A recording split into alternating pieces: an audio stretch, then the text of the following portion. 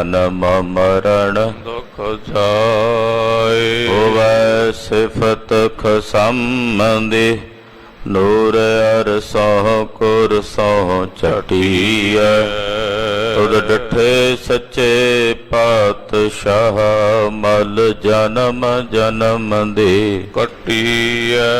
सजन सच्चा पातशाहो सिर साहांद छाहो। जिस पास बैठिया सोहीए सबना दा वेसाहो। सतनाम। श्री वाहेगुरु साहिब जी। राग सोही महला पंजवा। घर तीजा। एक ओंकार सतगुर प्रसाद।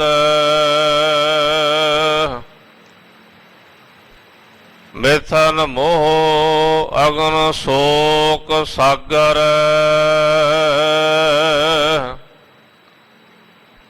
कर कृपा उधर हर नागर। मिथन मोह अगन शोक सागर। कर कृपा उधर हर नागर। चरण कमल शरणाय नारायण। दीनानाथ भगत परायण रहाओ। अनाथनाथ भगत भय मिटण। साध संग जमदूत ना भेटण। जीवन रूप अनूप दयाला।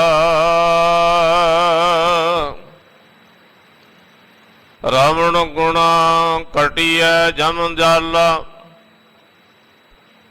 अमृत नाम रसन नित जापै। रोग रूप माया न व्यापै। जप गोबिंद संगी सब था तारै। पोहत नहीं पंच बटवारे। मन वाचक प्रभ एक त्याए। सर्व फला सोई जन पाए। तार अनुग्रह अपना प्रभ कीना। केवल नाम भगत रस दीना। आद मद अंत प्रभ सोई। नानक देश बिन अवर ना कोई। आद मद अंत प्रभ सोई। नानक देश बिन अवर ना कोई। वाहिगुरु जी का खालसा वाहिगुरु जी की फतेह। आवो भैणे गल मिल है अंक सहेलड़िया। मिल कै करह कहानियां समरथ कंथ किया। बड़भागी हो कि अमृत वेले तो गरीब नवाज सतगुरु श्री गुरु ग्रंथ साहिब जी महाराज जी दे पावन पवित्र चरण कमलां अंदर हाजरियां भर के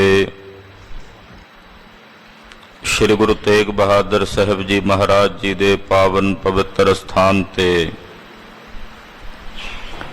ਨਤਮਸਤਕ ਹੋ ਕੇ ਆਪਣੇ ਜੀਵਨ ਦਾ ਕੁਝ ਕੀਮਤੀ ਸਮਾਂ ਸਤਿਗੁਰਾਂ ਦੇ ਲੇਖੇ ਲਾ ਕੇ ਸਫਲਾ ਕਰ ਰਹੇ ਹੋ। ਸਰਬਾਸਾ ਪੂਰਨ ਕਰਨੇ ਵਾਲੀ ਸ੍ਰੀ ਆਸਾ ਜੀ ਦੀ ਵਾਰ ਦੇ ਸ਼ਬਦ ਕੀਰਤਨ ਰਾਗੀ ਸਿੰਘਾਂ ਦੀ ਰਸਨਾ ਤੋਂ ਆਪ ਜੀ ਨੇ ਸਰਵਣ ਕੀਤੇ ਹਨ। ਗੁਰਦੇਵ ਵੱਲੋਂ ਬਖਸ਼ਿਸ਼ ਕੀਤੇ ਗਏ ਪਾਵਨ ਪਵਿੱਤਰ ਸ੍ਰੀ ਮੁਖਵਾਕ ਦੀ ਵਿਚਾਰ ਸਰਵਣ ਕਰਨ ਲਈ ਗੁਰੂ ਪਾਤਸ਼ਾਹ ਦੇ ਪਾਵਨ ਚਰਨਾਂ ਵਿੱਚ ਆਪ ਜੀ ਤਤਪਰ ਹੋ ਕੇ ਸਾਵਧਾਨ ਹੋ ਕੇ ਜੁੜ ਬੈਠੇ ਹੋ। ਧੰਨ ਗੁਰੂ ਅਰਜਨ ਦੇਵ ਸਾਹਿਬ ਪੰਜਵੇਂ ਪਾਤਸ਼ਾਹ ਜੀ ਮਹਾਰਾਜ ਜੀ ਨੇ ਅੱਜ ਦੇ ਪਾਵਨ ਸ੍ਰੀ ਮੁਖਵਾਕ ਦੀ ਦਾਤ ਸਾਨੂੰ ਸਾਰਿਆਂ ਨੂੰ ਬਖਸ਼ਿਸ਼ ਕੀਤੀ ਹੈ। ਆਓ ਕੁਝ ਸਮੇਂ ਲਈ ਸੁਰਤੀਆਂ ਬਿਰਤੀਆਂ ਗੁਰਦੇਵ ਦੇ ਪਵਿੱਤਰ ਚਰਨਾਂ ਨਾਲ ਜੋੜੀਏ।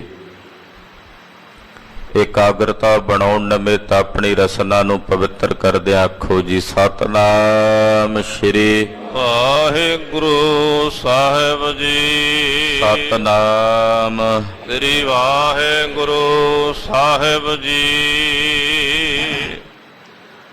ਰਾਗ ਸੂਹੀ ਮਹੱਲਾ ਪੰਜਵਾਂ ਘਰ ਤੀਜਾ। ਇੱਕ ਓੰਕਾਰ ਸਤ ਗੁਰ ਪ੍ਰਸਾਦ। ਰਾਗ ਸੂਹੀ ਹੈ। ਪੰਜਵੇਂ ਪਾਤਸ਼ਾਹ ਧੰਨ ਗੁਰੂ ਅਰਜਨ ਦੇਵ ਸਾਹਿਬ ਜੀ ਇਹ ਪਾਵਨ ਪਵਿੱਤਰ ਅੰਮ੍ਰਿਤ ਬਚਨ ਉਚਾਰਨ ਕਰ ਰਹੇ ਹਨ। ਘਰ ਤੀਜੇ ਵਿੱਚ ਸ਼ਬਦ ਨੂੰ ਗਾਇਨ ਕਰਨ ਦਾ ਹੁਕਮ ਹੈ। ਮੰਗਲਾਚਰਨ ਕਰਦੇ ਹਨ ਅਕਾਲ ਪੁਰਖ ਇੱਕ ਹੈ ਅਦੁੱਤੀ ਹੈ। ਓੰਕਾਰ ਜੋ ਸਾਰਿਆਂ ਵਿੱਚ ਵਿਆਪਕ ਔਰ ਸਰਬ ਦਾ ਪ੍ਰਕਾਸ਼ਕ ਹੈ।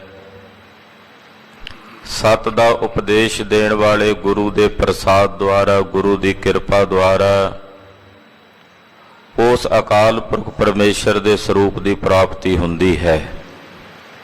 ਇਹ ਮੰਗਲਾਚਰਨ ਕਰਕੇ ਮਹਾਰਾਜ ਜੀ ਸ਼ਬਦ ਦੀ ਪ੍ਰਾਰੰਭਤਾ ਕਰਦੇ ਹਨ। ਮਿਥਨ ਮੋਹ ਅਗਨ ਸ਼ੋਕ ਸਾਗਰ। ਇਹ ਜਿਹੜਾ ਸੰਸਾਰ ਹੈ ਪਾਤਸ਼ਾਹ ਕਹਿੰਦੇ ਸੰਸਾਰ ਦਾ ਜਿਹੜਾ ਮੋਹ ਹੈ ਉਹ ਮਿਥਨ ਮਿਥਿਆ ਹੈ। ਮਿਥਨ ਮਿਥਨ ਦਾ ਮਤਲਬ ਹੁੰਦਾ ਮਿਥਿਆ। ਮਿਥਿਆ ਕੀ ਹੁੰਦਾ? ਮਿਥਿਆ ਹੁੰਦਾ ਵੀ ਜੇ ਹੋਵੇ ਨਾ ਪਰ ਅਸੀਂ ਉਹਨੂੰ ਮੰਨ ਲਈਏ ਉਹਨੂੰ ਮਿਥਿਆ ਕਹਿੰਦੇ ਆ। ਹੋਵੇ ਨਾ ਪਰ ਅਸੀਂ ਮੰਨ ਲਈਏ ਵੀ ਹੈ ਉਹ ਮਿਥਿਆ। ਆਕਾਸ਼ ਵਿੱਚ ਜਦੋਂ ਬੱਦਲਬਾਈ ਹੁੰਦੀ ਹੈ ਉਹਨਾਂ ਬੱਦਲਾਂ ਦੇ ਰੂਪ ਅਸੀਂ ਕਲਪ ਲਈਏ। ਵੇਖੋ ਕਿਵੇਂ ਇਹਨਾਂ ਨੇ ਹਥਿਆਰ ਫੜੇ ਆਪਸ ਵਿੱਚ ਲੜ ਰਹੇ ਆ। ਕਿੱਡੇ ਕਿੱਡੇ ਭਿਆਨਕ ਦਾਨਵ ਨੇ ਬੱਦਲਾਂ ਦੇ ਰੂਪ ਹੋ ਜਾਂਦੇ ਆ ਨਾ। ਹੁਣ ਉਹ ਮਨ ਬੈਠੀਏ ਵੀ ਇਹ ਲੜ ਰਹੇ ਨੇ ਆਪਸ ਵਿੱਚ ਪਰ ਉਹ ਹੈਣ ਨਹੀਂ ਪਰ ਅਸੀਂ ਕਲਪਨਾ ਕਰ ਲਈ ਵੀ ਹੈਣ। ਉਹਨੂੰ ਕਹਿੰਦੇ ਨੇ ਮਿਥਿਆ। ਦੂਸਰੀ ਉਦਾਹਰਣ ਅੱਜ ਕੱਲ੍ਹ ਲੂਆਂ ਚੱਲਦੀਆਂ ਨੇ। ਅਸੀਂ ਸੜਕ ਤੇ ਜਾ ਰਹੇ ਹੋਈਏ ਕਿਸੇ ਆਪਣੇ ਸਾਧਨ ਤੇ ਦੂਰ ਜਦੋਂ ਸੜਕ ਤੇ ਸਾਡੀ ਨਿਗਾਹ ਪੈਂਦੀ ਤੇ ਸੜਕ ਚਮਕਦੀ ਜੀ ਦਿਸਦੀ। ਏਦਾਂ ਲੱਗਦਾ ਵੀ ਉੱਥੇ ਪਾਣੀ ਹੈ। ਲੂ ਦੇ ਨਾਲ ਸੜਕ ਚਮਕਦੀ ਜੀ ਹੈ ਪਰ ਜਿਵੇਂ ਜਿਵੇਂ ਅਸੀਂ ਨੇੜੇ ਜਾਈਏ ਉਹ ਹੋਰ ਅੱਗੇ ਚਲਿਆ ਜਾਂਦਾ ਹੈ। ਉਹ ਪਾਣੀ ਜਿਹਦਾ ਚਾਵਲਾ ਪੈਂਦਾ ਵੀ ਪਾਣੀ ਹੈ। ਹੁਣ ਅਸੀਂ ਮੰਨ ਲਿਆ ਵੀ ਪਾਣੀ ਹੈ। ਉਹਨੂੰ ਮਿਰਗ ਤ੍ਰਿਸ਼ਨਾ ਦਾ ਜਲ ਕਹਿੰਦੇ ਆ। ਅਕਸਰ ਚਮਕਦੀ ਰੇਤਾ ਵੀ ਪਾਣੀ ਵਾਂਗੂ ਪ੍ਰਤੀਤ ਹੋਣ ਲੱਗ ਪੈਂਦੀ ਹੈ। ਮੰਨ ਲਿਆ ਵੀ ਪਾਣੀ ਹੈ ਪਰ ਉੱਥੇ ਪਾਣੀ ਹੈ ਨਹੀਂ। ਪਰ ਜਿਹੜਾ ਅਸੀਂ ਮੰਨ ਲਿਆ ਉਹਨੂੰ ਕਹਿੰਦੇ ਨੇ ਮਿਥਿਆ। ਜੋ ਹੈ ਨਹੀਂ ਪਰ ਅਸੀਂ ਮੰਨੀ ਬੈਠੇ। ਰੱਸੀ ਵਿੱਚ ਸੱਪ ਨਹੀਂ ਹੈ ਪਰ ਅਸੀਂ ਹਨੇਰਾ ਹੋਣ ਕਰਕੇ ਰੱਸੀ ਨੂੰ ਸੱਪ ਮੰਨ ਲਿਆ। ਇਹ ਭਰਮ ਇਹਨੂੰ ਕਹਿੰਦੇ ਆ ਮਿਥਿਆ। ਇਹ ਜਿਹੜਾ ਸੰਸਾਰ ਹੈ ਇਹ ਸਾਡੇ ਜਨਮ ਤੋਂ ਪਹਿਲਾਂ ਨਹੀਂ ਸੀ, ਸਾਡੇ ਮਰਨ ਤੋਂ ਬਾਅਦ ਨਹੀਂ ਰਹਿਣਾ। ਵਰਤਮਾਨ ਸਮੇਂ ਦੇ ਵਿੱਚ ਸਾਨੂੰ ਕੇਵਲ ਭਰਮ ਦੀ ਦਸ਼ਾ 'ਚ ਭਾਸ ਰਿਹਾ ਵੀ ਹੈ, ਪਰ ਇਹ ਹੈ ਨਹੀਂ। ਤਦੇ ਸਤਿਗੁਰੂ ਨੌਵੇਂ ਪਾਤਸ਼ਾਹ ਨੂੰ ਸੁਪਨੇ ਦੀ ਤਸਬੀਹ ਦਿੰਦੇ ਆ ਵੀ ਜਿਵੇਂ ਸੁਪਨਾ ਹੁੰਦਾ ਤੈਸਾ ਇਹ ਸੰਸਾਰ ਹੈ। ਇਹ ਸੰਸਾਰ ਦੀ ਬਣਤਰ ਐਸੀ ਜਿਵੇਂ ਸੁਪਨਾ। ਜਗ ਸੁਪਨਾ ਬਾਜੀ ਬਣੇ, ਇਹ ਸੁਪਨਾ ਹੈ। ਸੁਪਨਾ ਦਿਸ ਵੀ ਰਿਹਾ, ਸੁਪਨੇ 'ਚ ਅਸੀਂ ਡਰ ਵੀ ਰਹੇ ਹਾਂ, ਸੁਪਨੇ 'ਚ ਅਸੀਂ ਹੱਸ ਵੀ ਰਹੇ ਹਾਂ, ਸੁਪਨੇ 'ਚ ਰੋ ਵੀ ਰਹੇ ਹਾਂ, ਸੁਪਨੇ 'ਚ ਕੁਝ ਮਿਲ ਰਿਹਾ, ਕੁਝ ਖੋਇਆ ਜਾ ਰਿਹਾ, ਕਿੰਨਾ ਕੁਝ ਹੁੰਦਾ ਸੁਪਨੇ 'ਚ। ਦਿਸ ਵੀ ਰਿਹਾ, ਸਭ ਕੁਝ ਜਾਣ ਵੀ ਰਹੇ ਹਾਂ। ਸੁਪਨੇ 'ਚ ਡਰਦੇ ਬੰਦੇ ਦੇ ਸਰੀਰ ਦੇ ਉੱਤੇ ਪਸੀਨਾ ਆਉਂਦਾ ਹੁੰਦਾ,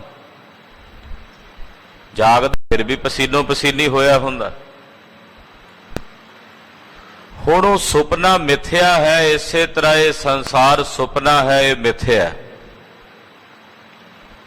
ਔਰ ਇਸ ਮਿਥਿਆ ਸੰਸਾਰ ਦਾ ਜਿਹੜਾ ਮੋਹ ਹੈ, ਇਹਦੀ ਜਿਹੜੀ ਮਮਤਾ ਹੈ, ਪਾਤਸ਼ਾਹ ਕਹਿੰਦੇ ਉਹ ਵੀ ਮਿਥਿਆ। ਮਿਥਨ ਮੋਹ, ਇਹਦਾ ਮੋਹ ਵੀ ਮਿਥਿਆ, ਇਹਦੀ ਮਮਤਾ ਵੀ ਮਿਥਿਆ।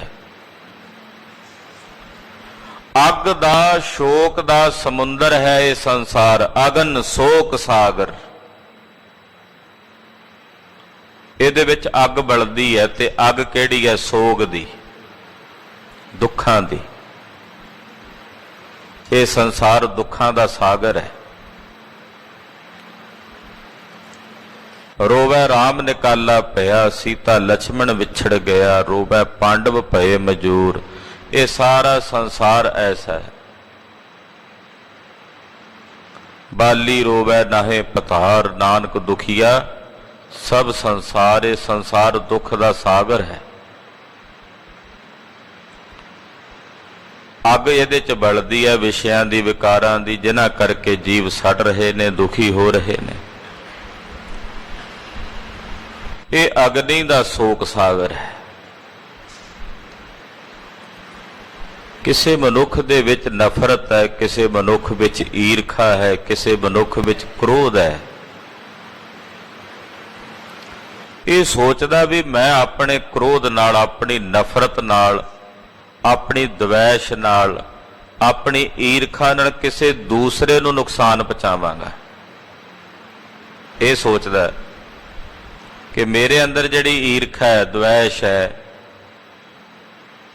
ਜਾਂ ਵਿਰੋਧ ਤੇ ਬੈਰ ਦਾ ਭਾਵ ਹੈ, ਕ੍ਰੋਧ ਹੈ, ਇਹ ਕਿਸੇ ਦੂਸਰੇ ਲਈ ਹੈ। ਐਸਾ ਨਹੀਂ ਹੁੰਦਾ।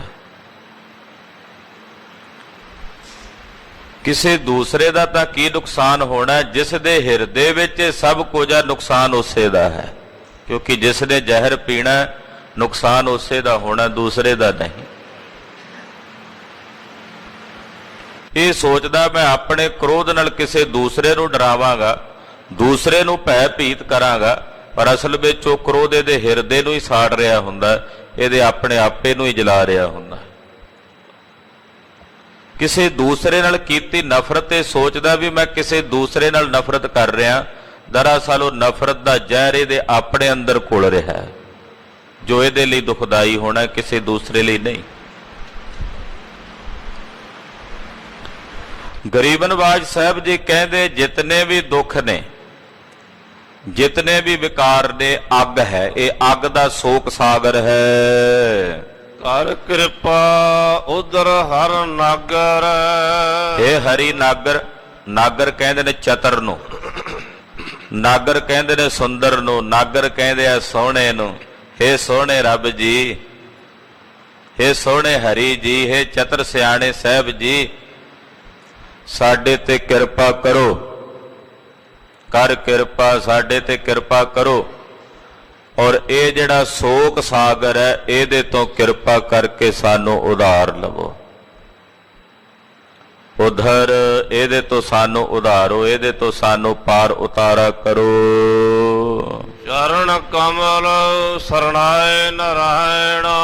ਹੇ ਨਾਰਾਇਣ, ਹੇ ਨਰਾਂ ਵਿੱਚ ਆਏ ਹੋਏ ਰੱਬ ਜੀ, ਮੈਂ ਤੁਹਾਡੇ ਚਰਨਾਂ ਕਮਲਾਂ ਦੀ ਸ਼ਰਨ ਵਿੱਚ ਹਾਂ।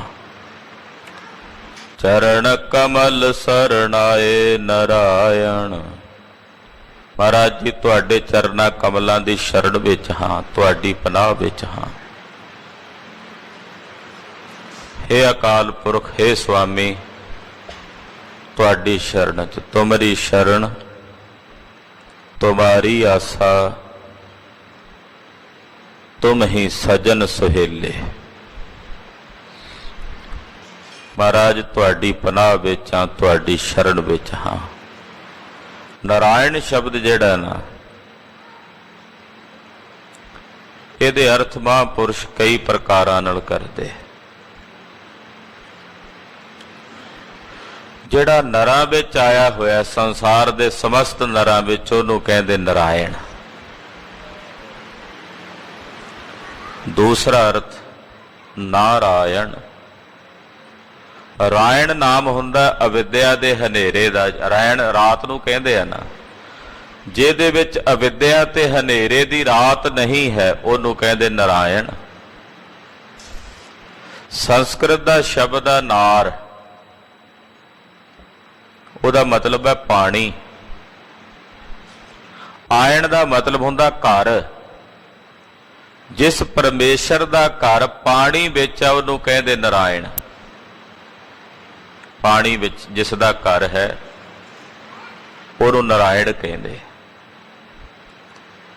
ਜਲ ਸੰਸਾਰ ਦੇ ਸਮਸਤ ਜੀਵਾਂ ਦਾ ਜੀਵਨ ਹੈ,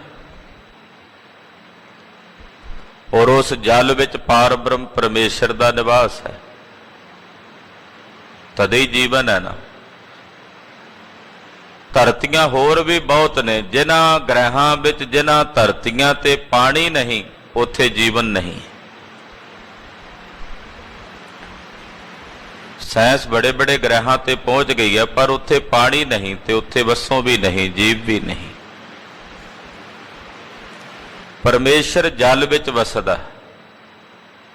ਪਹਿਲਾ ਪਾਣੀ ਜੀਉ ਹੈ, ਜਿਤ ਹਰਿਆ ਸਭ ਕੋਏ। ਜਲ ਸੰਸਾਰ ਦੇ ਲੋਕਾਂ ਦਾ, ਸੰਸਾਰ ਦੇ ਜੀਵਾਂ ਦਾ ਜੀਵਨ ਹੈ। ਪਾਣੀ ਤੋਂ ਬਿਨਾਂ ਜੀਵ ਦੀ ਕਲਪਨਾ ਹੀ ਨਹੀਂ ਕੀਤੀ ਜਾ ਸਕਦੀ। ਸਰੀਰ ਦਾ 70% ਤੋਂ ਵੱਧ ਹਿੱਸਾ ਪਾਣੀ ਹੈ। ਕਿਵੇਂ ਰਹੇਗਾ ਇਹ ਪਾਣੀ ਬਿਨਾਂ? ਆਹ ਸਰੀਰ, ਇਹਦੇ ਚ 70% ਹਿੱਸਾ ਪਾਣੀ ਦਾ ਹੈ। ਕਿਵੇਂ ਵਰਤੇਗਾ ਇਹ ਸੰਸਾਰ ਵਿੱਚ ਜੇ ਪਾਣੀ ਨਾ ਰਹੇ? ਅੱਜ ਬੁੱਧੀਜੀਵੀ ਸੁਚੇਤ ਕਰ ਰਹੇ ਨੇ, ਸਾਵਧਾਨ ਕਰ ਰਹੇ ਨੇ। ਹੇ ਪੰਜਾਬ ਦੇ ਵਾਸੀਓ, ਇਹ ਧਰਤੀ 5 ਆਬਾਂ ਦੀ ਹੈ। ਕਿਤੇ ਐਸਾ ਨਾ ਹੋਵੇ ਕਿ ਇੱਥੇ ਆਬ ਲੱਭੇ ਹੀ ਨਾ। ਕਿਤੇ ਇਹ 5 ਆਬ ਆਉਣ ਵਾਲੇ ਸਮੇਂ 'ਚ ਰੇਗਿਸਤਾਨ ਨਾ ਬਣ ਜਾਏ। ਸੁਚੇਤ ਹੋਵੋ, ਸਾਵਧਾਨ ਹੋਵੋ। ਪ੍ਰਕਾਰ ਬਦਲਣੇ ਪੈਣਗੇ। ਤੋ ਨਾਰਾਇਣ ਸ਼ਬਦ ਪਾਣੀ ਵਿੱਚ ਜਿਸ ਦਾ ਨਿਵਾਸ, ਉਹਨੂੰ ਕਹਿੰਦੇ ਆ ਨਾਰਾਇਣ। ਜਲੇ ਹਰੀ ਥਲੇ, ਵੈ ਰਹਿੰਦਾ ਤਾਂ ਸਾਰਿਆਂ ਵਿੱਚ ਹੀ ਆ, ਉਹ ਧਰਤੀ ਵਿੱਚ ਵੀ ਹੈ, ਪਾਣੀ ਵਿੱਚ ਵੀ ਹੈ। ਪਰ ਜਦੋਂ ਉਹਨੂੰ ਪਾਣੀ ਵਿੱਚ ਵੇਖੀਏ ਵੀ ਉਹ ਪਾਣੀ 'ਚ ਵਸਦਾ, ਫਿਰ ਕਹਿੰਦੇ ਨਾਰਾਇਣ। ਜਲੇ ਹਰੀ ਥਲੇ ਹਰੀ, ਇਹਾਂ ਹਰੀ ਉਹਾਂ ਹਰੀ। ਜਿਮੀ ਹਰੀ ਜਮਾ ਹਰੀ, ਮਕੀ ਹਰੀ ਮਕਾਂ ਹਰੀ। ਇਹਾਂ ਹਰੀ ਉਹਾਂ ਹਰੀ, ਸਭ ਪਾਸੇ ਉਹੀ ਹੈ। ਹੇ ਭਾਈ, ਐਸਾ ਜਿਹੜਾ ਨਾਰਾਇਣ ਹੈ, ਅਕਾਲ ਪੁਰਖ ਵਾਹਿਗੁਰੂ, ਮੈਂ ਉਹਦੇ ਚਰਨਾਂ ਕਮਲਾਂ ਦੀ ਸ਼ਰਨ ਵਿੱਚ ਹਾਂ। ਦੀਨਾਨਾਥ ਭਗਤ ਪਰਾਇਣ। ਹੇ ਵਾਹਿਗੁਰੂ, ਤੂੰ ਦੀਨਾਂ ਦਾ ਨਾਥ ਹੈ। ਦੀਨਾਨਾਥ, ਸੰਸਾਰ ਦੇ ਜੀਵ ਦੀਨ ਨੇ, ਤੂੰ ਇਹਨਾਂ ਦਾ ਨਾਥ ਹੈ। ਤੂੰ ਦੀਨਾਂ ਦਾ ਨਾਥ ਹੈ। ਭਗਤ ਪਰਾਇਣ। ਪਰਾਇਣ ਦਾ ਮਤਲਬ ਹੁੰਦਾ ਅਧੀਨ। ਤੂੰ ਆਪਣੇ ਭਗਤਾਂ ਦੇ ਸदैवी ਅਧੀਨ ਰਹਿਣਾ। ਜਿਹੜੇ ਤੇਰੇ ਭਗਤ ਨੇ, ਤੂੰ ਉਹਨਾਂ ਦੇ ਤਾਬਿਆਂ ਹੈ, ਉਹਨਾਂ ਦੇ ਅਧੀਨ ਹੋ ਜਾਣਾ। ਭਗਤ ਤੈਨੂੰ ਆਪਣਾ ਅਧੀਨ ਕਿਵੇਂ ਕਰ ਲੈਂਦੇ ਆ? ਕਿਉਂਕਿ ਭਗਤ ਤੇਰੇ ਨਾਲ ਪ੍ਰੇਮ ਕਰਦੇ ਨੇ, ਤੇ ਜਿਹੜੇ ਤੇਰੇ ਨਾਲ ਪ੍ਰੇਮ ਕਰਦੇ ਨੇ ਤੂੰ ਉਹਨਾਂ ਦੇ ਵਸੀਕਾਰ ਹੋ ਜਾਣਾ, ਉਹਨਾਂ ਦੇ ਅਧੀਨ ਹੋ ਜਾਣਾ। हे ਪ੍ਰਭੂ ਤੂੰ ਭਗਤਾਂ ਦੇ ਪਰਾਇਣ ਅਧੀਨ ਹੈ। ਰਹਾਉ ਅਨਾਥਾ ਨਾਥ ਭਗਤ ਭੈ ਮਿਟਣ। हे ਵਾਹਿਗੁਰੂ ਜੀ ਤੁਸੀਂ ਅਨਾਥਾਂ ਦੇ ਨਾਥ ਹੋ। ਅਨਾਥ ਜਿਹਦਾ ਕੋਈ ਨਾਥ ਨਹੀਂ ਉਹਨੂੰ ਕਹਿੰਦੇ ਆ ਅਨਾਥ। ਤੁਸੀਂ ਅਨਾਥਾਂ ਦੇ ਨਾਥ ਹੋ। ਭਗਤ ਭੈ ਮਿਟਣ, ਆਪਣਿਆਂ ਭਗਤਾਂ ਦੇ ਭੈ ਦੂਰ ਕਰਨ ਵਾਲੇ ਹੋ, ਆਪਣਿਆਂ ਭਗਤਾਂ ਦੇ ਡਰ ਦੂਰ ਕਰਨ ਵਾਲੇ ਹੋ, ਭਗਤਾਂ ਦੇ ਡਰ ਨੂੰ ਨਿਵਾਰਨ ਵਾਲੇ ਹੋ। ਹਾਂਜੀ, ਸਾਧ ਸੰਗ ਜਮਦੂਤ ਨਾ ਭੇਟਣ। ਜਿਹੜੇ ਸਾਧ ਸੰਗਤ ਕਰਦੇ ਹਨ ਮਹਾਰਾਜ ਜੀ ਜਮਦੂਤ ਨਾ ਭੇਟਣ, ਉਹ ਜਮਦੂਤਾਂ ਨਾਲ ਨਹੀਂ ਮਿਲਦੇ। ਸਾਧ ਸੰਗਤ ਕਰਨ ਵਾਲਿਆਂ ਨੂੰ ਜਮਦੂਤਾਂ ਦੀ ਭੇਟ ਨਹੀਂ ਹੁੰਦੀ, ਉਹ ਜਮਾਂ ਦੀ ਖੁਰਾਕ ਨਹੀਂ ਬਣਦੇ। ਜੀਵਨ ਰੂਪ ਅਨੂਪ ਦਇਆਲਾ। हे ਪ੍ਰਭੂ ਤੂੰ ਸਾਰੇ ਸੰਸਾਰ ਦਾ ਜੀਵਨ ਰੂਪ ਹੈ, ਅਨੂਪ ਉਪਮਾ ਤੋਂ ਰਹਿਤ ਹੈ, ਸੰਸਾਰ ਦੇ ਸਮਸਤ ਜੀਵਾਂ ਨੂੰ ਦਇਆ ਕਰਨ ਵਾਲਾ ਦਿਆਲੂ ਹੈ। ਰਵਣ ਗੁਣਾ ਕਟਿਐ ਜਮ ਜਾਲਾ। हे ਵਾਹਿਗੁਰੂ ਤੇਰੇ ਗੁਣਾਂ ਨੂੰ ਰਵਣ ਉਚਾਰਨ ਕਰੀਏ, ਕਟਿਆ ਜਮ ਜਾਲਾ। ਤੂੰ ਸਾਡੇ ਜਮਾਂ ਦੀ ਫਾਹੀ ਨੂੰ ਕੱਟਣ ਵਾਲਾ ਹੈ। ਰਵਣ ਗੁਣਾ ਕਟਿਐ ਜਮ ਜਾਲਾ, ਤੇਰੇ ਗੁਣਾਂ ਨੂੰ ਰਵਣ ਉਚਾਰਨ ਕਰੀਏ ਤੇ ਜਮਾਂ ਦੀਆਂ ਫਾਹੀਆਂ ਕੱਟੀਆਂ ਜਾਂਦੀਆਂ ਹਨ। ਅੰਮ੍ਰਿਤ ਨਾਮ ਰਸਨ ਨਿਤ ਜਾਪੈ। हे ਪ੍ਰਭੂ ਤੇਰਾ ਨਾਮ ਅੰਮ੍ਰਿਤ ਹੈ, ਤੇਰੇ ਅੰਮ੍ਰਿਤ ਨਾਮ ਨੂੰ ਮੈਂ ਆਪਣੀ ਰਸਨਾ ਨਾਲ ਨਿਤ ਜਪਦਾ ਹਾਂ। ਵਾਹਿਗੁਰੂ ਵਾਹਿਗੁਰੂ ਵਾਹਿਗੁਰੂ, ਤੇਰੇ ਅੰਮ੍ਰਿਤ ਨਾਮ ਨੂੰ ਆਪਣੀ ਰਸਨਾ ਨਾਲ ਨਿਤ ਜਪਦਾ ਹਾਂ, ਨਿਤ ਧਿਆਉਂਦਾ ਹਾਂ, ਨਿਤ ਅਰਾਧਦਾ ਹਾਂ। ਰੋਗ ਰੂਪ ਮਾਇਆ ਨਾਮ ਵਿਆਪੈ। हे ਪ੍ਰਭੂ ਜਿਹੜੇ ਤੇਰੇ ਅੰਮ੍ਰਿਤ ਨਾਮ ਨੂੰ ਆਪਣੀ ਰਸਨਾ ਤੋਂ ਨਿਤ ਜਪਦੇ ਹਨ ਉਹਨਾਂ ਨੂੰ ਰੋਗ ਰੂਪ ਮਾਇਆ ਨਹੀਂ ਵਿਆਪਦੀ। ਰੋਗ ਰੂਪ ਮਾਇਆ ਨਾ ਵਿਆਪੈ, ਜਿਹੜੀ ਰੋਗ ਰੂਪ ਮਾਇਆ ਹੈ ਇਹ ਉਹਨਾਂ ਨੂੰ ਨਹੀਂ ਵਿਆਪਦੀ। ਇਹ ਮਾਇਆ ਰੋਗ ਹੈ, ਇਹ ਜੀਵ ਦੇ ਹਿਰਦੇ ਨੂੰ ਚੰਬੜੀ ਹੋਈ ਹੈ। ਮਹਾਰਾਜ ਜਿਹੜੇ ਤੇਰਾ ਨਾਮ ਆਪਣੀ ਰਸਨਾ ਤੋਂ ਜਪਦੇ ਹਨ ਉਹਨਾਂ ਨੂੰ ਇਹ ਰੋਗ ਰੂਪ ਮਾਇਆ ਨਹੀਂ ਵਿਆਪਦੀ। ਜਪ ਗੋਬਿੰਦ ਸੰਗੀ ਸਭ ਤਾਰੇ। ਜਿਨ੍ਹਾਂ ਨੇ ਗੋਬਿੰਦ ਦਾ ਜਾਪ ਜਪਿਆ ਉਹਨਾਂ ਨੇ ਆਪਣੇ ਨਾਲ ਆਪਣੇ ਸਾਰੇ ਸੰਗੀ ਵੀ ਤਾਰ ਲਏ। ਇਹ ਨਾਮ ਦਾ ਪ੍ਰਤਾਪ ਹੈ ਕਿ ਨਾਮ ਜਪਣ ਵਾਲੇ, ਨਾਮ ਦੀ ਕਮਾਈ ਕਰਨ ਵਾਲੇ ਜਿੱਥੇ ਆਪ ਤਰਦੇ ਹਨ ਉੱਥੇ ਆਪਣੇ ਨਾਲ ਆਪਣੇ ਸੰਗੀਆਂ ਨੂੰ, ਸਾਥੀਆਂ ਨੂੰ ਤਾਰ ਲੈਂਦੇ ਹਨ। ਬਹੁਤ ਨਾਹੀ ਪੰਜ ਬਟਵਾਰੇ। ਪੰਜ ਬਟਵਾਰੇ ਦਾ ਮਤਲਬ ਹੈ ਪੰਜ ਰਾਹ ਮਾਰ। ਜਿਹੜੇ ਰਸਤੇ ਵਿੱਚ ਹੀ ਲੁੱਟ ਲੈਣ ਉਹਨਾਂ ਨੂੰ ਕਹਿੰਦੇ ਆ ਰਾਹ ਮਾਰ, ਜਿਹੜੇ ਰਾਹਾਂ 'ਚ ਲੁੱਟਦੇ। ਕਾਮ ਕ੍ਰੋਧ ਲੋਭ ਮੋਹ ਹੰਕਾਰ ਇਹ ਪੰਜ ਰਾਹ ਮਾਰ ਨੇ। ਤੁਸੀਂ ਆਖੋਗੇ ਰਸਤੇ 'ਚ ਕਿਵੇਂ ਲੁੱਟਦੇ ਆ? ਰੱਬ ਦੇ ਘਰ ਨੂੰ ਟੁਰਨ ਲੱਗੀਏ ਤੇ ਰਾਹ ਵਿੱਚ ਇਹ ਲੁੱਟਣ ਲੱਗ ਪੈਂਦੇ ਆ। ਕਦੇ ਕਾਮ ਆ ਕੇ ਲੁੱਟ ਜਾਂਦਾ, ਕਦੇ ਕ੍ਰੋਧ, ਕਦੇ ਲੋਭ, ਕਦੇ ਮੋਹ, ਕਦੇ ਹੰਕਾਰ। ਰਾਹ ਮਾਰ ਦੇਣਾ। ਇਹਨਾਂ 'ਚੋਂ ਕੋਈ ਨਾ ਕੋਈ ਵਿਕਾਰ ਆ ਕੇ ਘੇਰ ਲੈਂਦਾ। ਜਦੋਂ ਕਿਤੇ ਟੁਰਨ ਲੱਗੀਏ ਰਸਤੇ 'ਚ ਹੀ ਘੇਰ ਲੈਂਦੇ ਨੇ।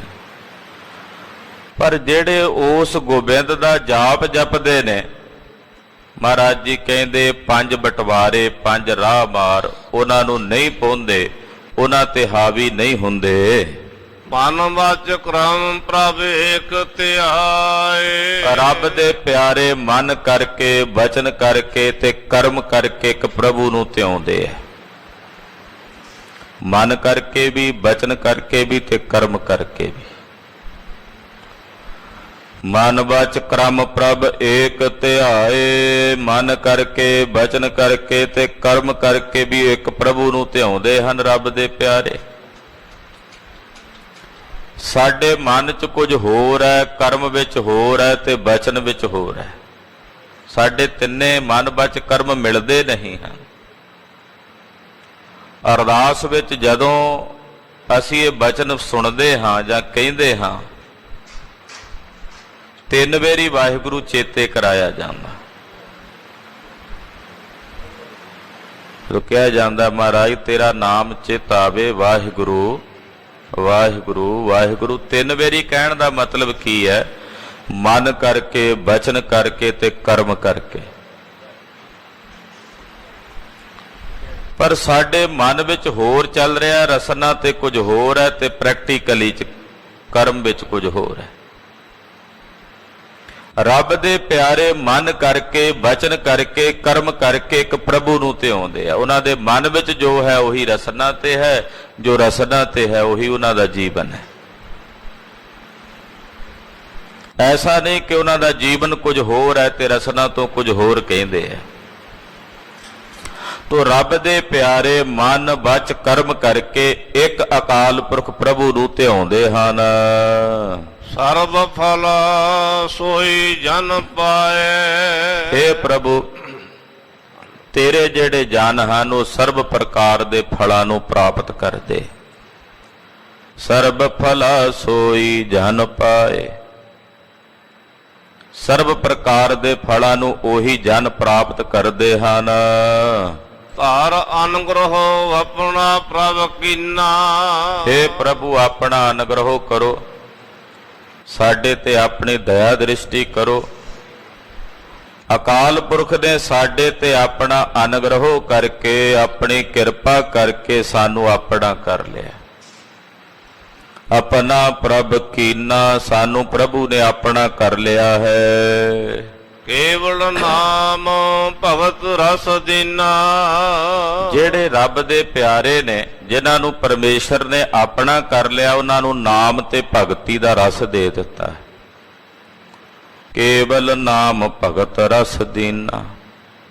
ਕੇਵਲ ਨਾਮ ਦਾ ਤੇ ਭਗਤੀ ਦਾ ਰਸ ਵਾਹਿਗੁਰੂ ਨੇ, ਅਕਾਲ ਪੁਰਖ ਨੇ, ਪਰਮੇਸ਼ਰ ਨੇ ਤਿਨਾਂ ਨੂੰ ਬਖਸ਼ ਦਿੱਤਾ ਹੈ।